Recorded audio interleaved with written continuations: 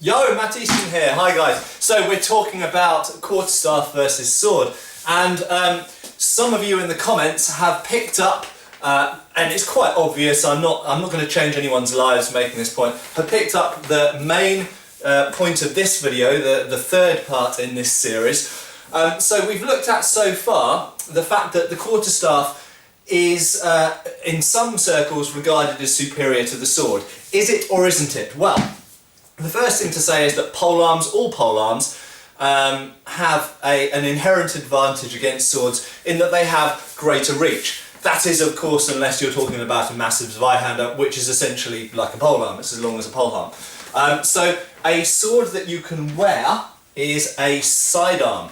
Therefore, it's unfair to compare what's essentially a long pole weapon that's not a sidearm with something that is a sidearm. Clearly, if you want to compare a type of sword that is equal to polearms in general, the category of polearms, you have to compare a sword that is as big as a polearm, and that is a Zweihander. And that is, in fact, the very reason why Zweihanders were used to oppose polearms. The only other way, really, that the sword in combat it can be kind of made to equal polearms in general is the use of large shields. And of course we see this in the Roman period with the use of the large scutum shield, and indeed you see it in later periods as well with rotellas and other types of large shield that were used in the medieval period and the Renaissance. So there are ways that you can neutralise polearms. One way is large shields, another way is making your swords bigger, and another way is wearing armour. I won't get into the armour point now because it's a little bit more complex. But a quarterstaff, as I've said in one of my previous videos, is essentially kind of like the least good of the polearms, shall we say, in that it's just the pole without the arm, as it were. It's just the shaft of the weapon, and it doesn't have a spear tip, or it doesn't have a chopping, a halberd type head, or it doesn't have a bill hook hooking type head, or it doesn't have a combination of any of those. And of course some of them have things on both ends. Pole axes, for example, usually have a spike on both ends as well as an axe and a hammer or a hook. So the stick, the staff really is just a stick.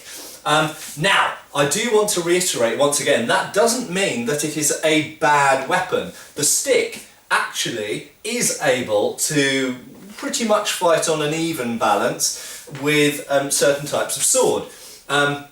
The advantage of the stick, as I mentioned in my first video, is the fact that it's very long. You can keep someone at bay. Yes, as a few of the commenters pointed out, you can lance the thing, and I'll just show you from sideways, whoop, you can do that with it and give an incredibly long, I'm just about, how far away? I'm probably about 10, maybe 9 feet away from the camera, and I tell you, I can poke the camera with the end of my staff very easily. Okay, so you can, there we go, I must be, actually the staff is 6 feet long, so I must be 6 feet away from the camera. I was exaggerating. So 6 feet away from the staff, and very clearly I've therefore got 6 feet of reach in front of me. So you do have a huge amount of reach with this thing, and a thrust. Whilst I talked primarily before about hitting with the staff, the hit can have a lot of power, and obviously yes, in someone's head, or a blow onto someone's head could kill them, and equally a strong blow down onto someone's forearm may well break their arm, or could just disarm them of the sword or knife or whatever they're holding. So yes, strikes are very good. Strike in the knee could disable someone. Strikes obviously in the elbows and shoulders and collarbone and neck, they're going to have a nasty effect on someone. However, generally speaking, a strike with a sword is going to cause more serious injuries than an average strike with a staff, even if it's quite a heavy staff. However, the thrust, as people correctly pointed out, even with a blunt point, you can get a colossal amount of power into these things. And I'll tell you, I'm soon going to upload a sparring video actually of us using spears made of rattan poles. And we had to switch to rattan because initially we were using ash shafts, and the ash shafts, even with padding on the end, hit you in the head so hard that they will knock you flat on the back, even if the person's not really trying to hit you very hard. They hit absolutely, with so much force. The reason we switched to rattan is, just bend it over my head, there we go, because it bends, okay, and that takes a lot of the force out when you land a thrust.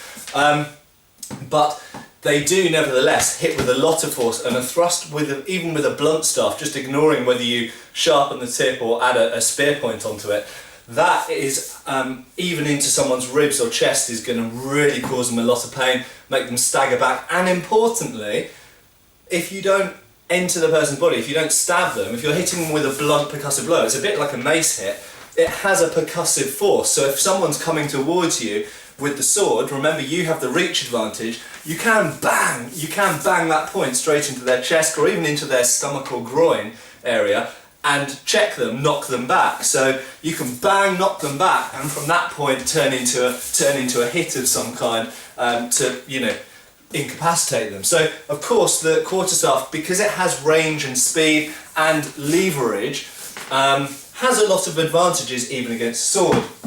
So I don't want to overstate the fact and make people think that the quarterstaff is a bad weapon.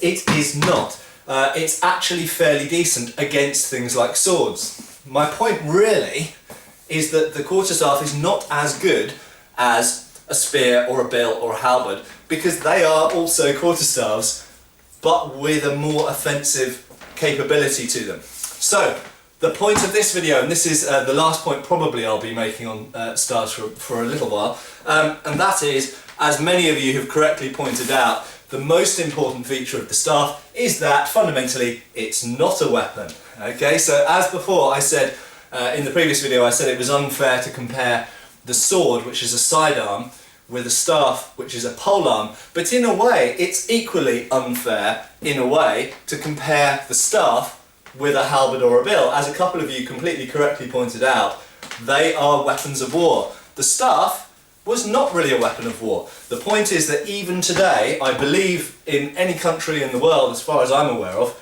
you could walk around with this stick.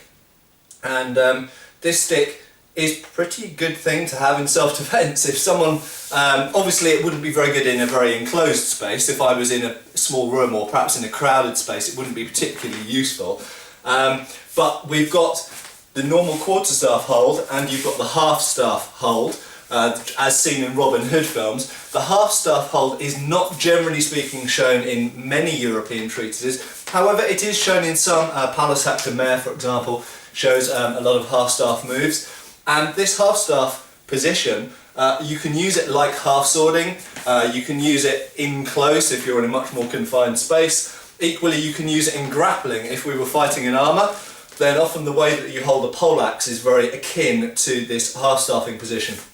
And there are techniques where the back end is used to jab, so that when the person defends from the jab or pushes the jab aside, you're then opened up to hit around with the other end. So there's certain techniques which can be used from the half-staffing which are not so easy to use from the normal sort of holding the weapon at the back. Holding the weapon at the back is, generally speaking, better for, you know, fighting in units or fighting against someone who's got a sword if you're unarmoured and this kind of stuff. So they each have different strengths and weaknesses and for different tactical scenarios. But really the point of the staff is that you can carry it anywhere, and you could carry it anywhere. I won't get into the cost issue now. I'm going to talk about cost of weapons in a different video. But the point really is it is a bit, I have been a bit unfair to the staff in comparing it with weapons, when actually the staff, in a way, isn't a weapon any more than anything else you use as a weapon. If I pick up a spade and hit someone with it, the spade is a weapon. If I pick up my camcorder and hit someone with it, the camcorder is a weapon.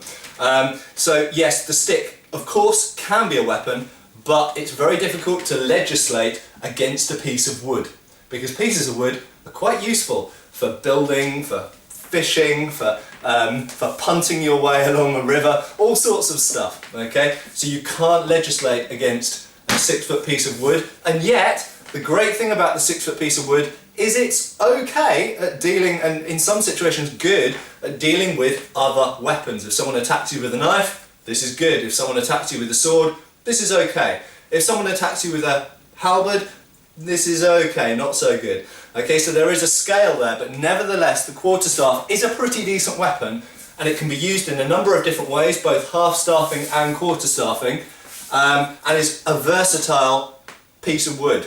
Okay, so if you don't have a piece of wood like this, get a piece of wood like this and wave it around. It's a good thing to train with, and of course, as other commenters have pointed out, learning to use the quarterstaff also teaches you how to use the bill, the halberd, the partisan, and also the two-handed sword, as George Silver points out.